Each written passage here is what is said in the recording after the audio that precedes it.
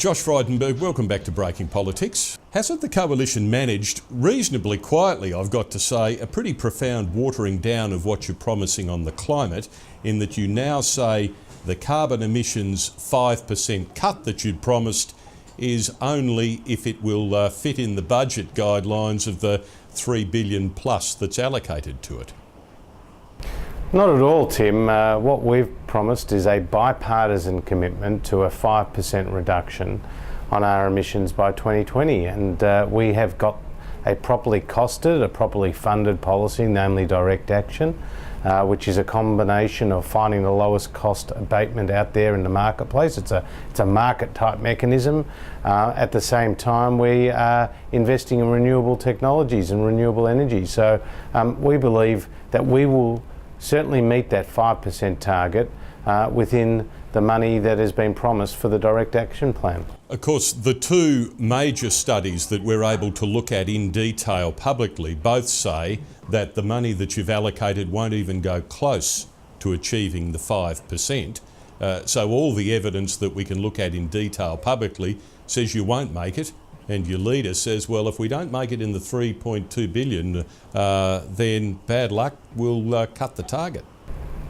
No, but what Tony Abbott has said is we will make it, and this policy's been out there for a very long time. It was a policy we took to the 2010 election as well, and Greg Hunt, who's done a fantastic job as our shadow spokesman on the environment, has made it very clear this is a bipartisan commitment. We accept the science, and we're now properly costed and properly funded a program to meet those emissions. So I think it's a very strong commitment to reduce climate change and emissions through a direct action plan. And you're quite certain that the two studies that say it's going to cost a lot more are wrong?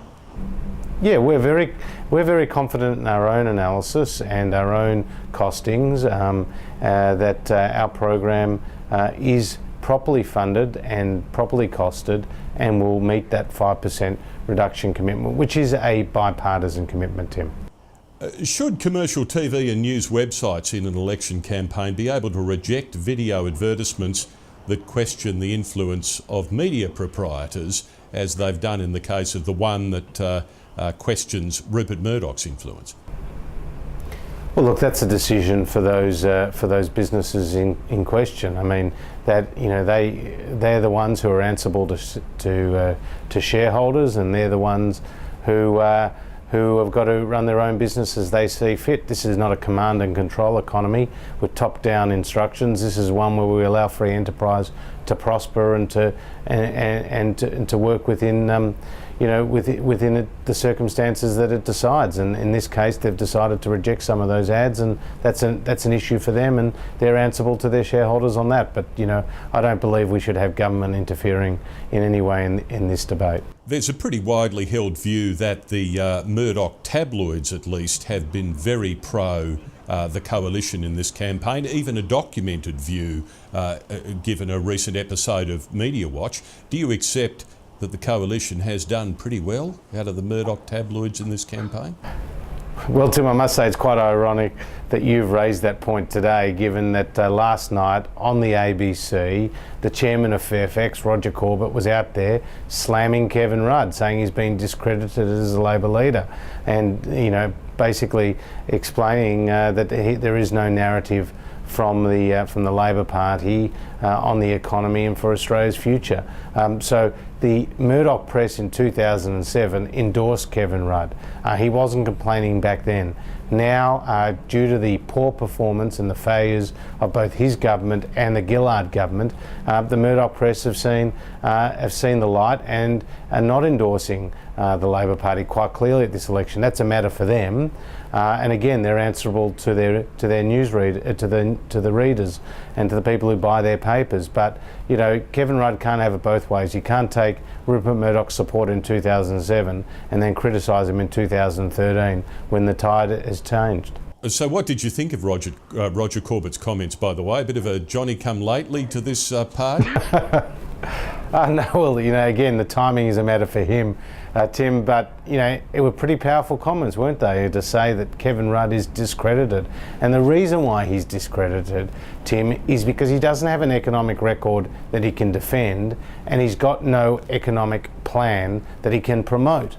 And that's the point. There is no way forward under Labor that will leave people better off. On the government's own numbers, there was a $33 billion deterioration in their budget in just 11 weeks. Unemployment's going to hit 6.25% next year. That's 800,000 people.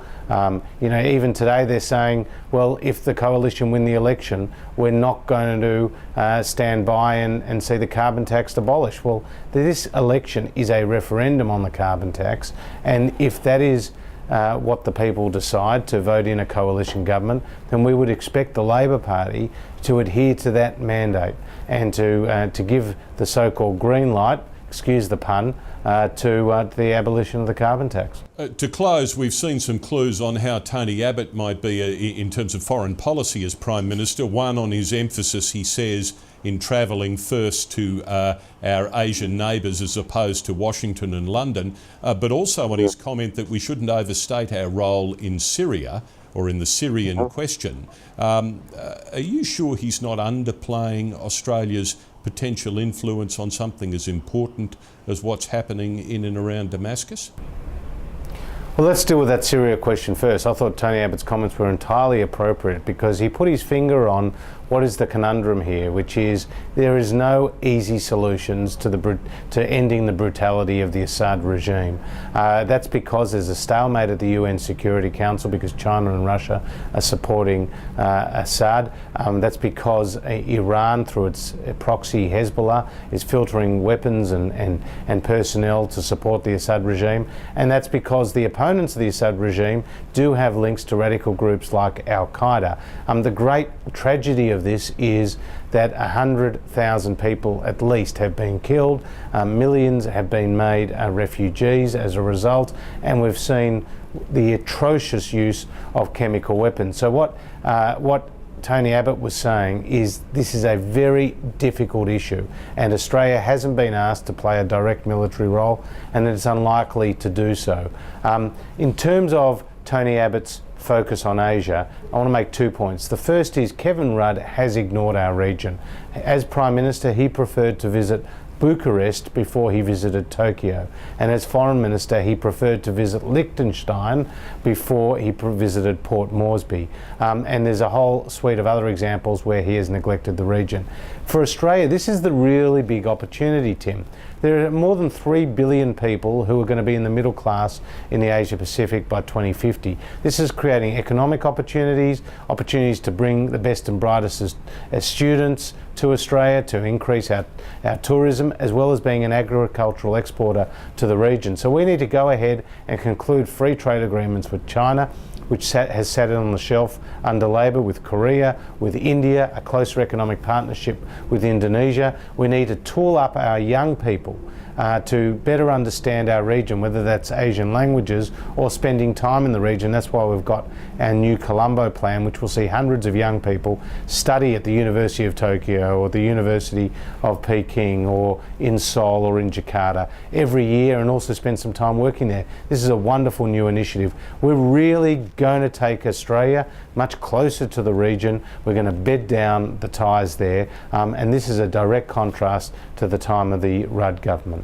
Josh Frydenberg, we're grateful for your time, and we'll look forward to speaking with you on Election Day, eh? Absolutely, Tim, and just a few days to go now. All the best.